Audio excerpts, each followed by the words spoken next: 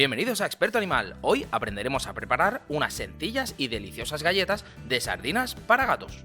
Así que no te pierdas este vídeo y anímate a cocinar para tu mejor amigo de cuatro patas.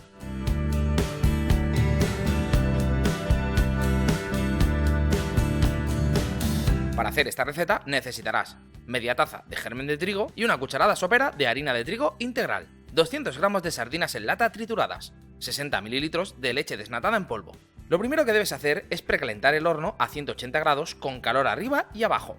Hecho esto, mezcla todos los ingredientes en un bol amplio y amasa con las manos.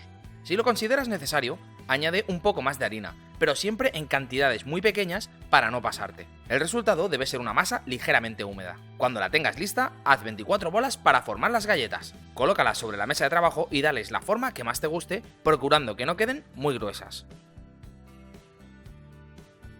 Forra la bandeja con el papel de horno. Distribuye las galletas de este modo y hornéalas durante 15-20 minutos. Cuando estén listas, retíralas del horno y deja que se enfríen para poder ofrecérselas a tu gato. Verás que le encantarán.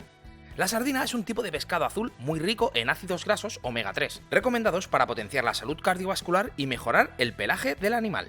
Sin embargo, tiene un mayor porcentaje de grasa que otros pescados, y por ello es aconsejable moderar su consumo.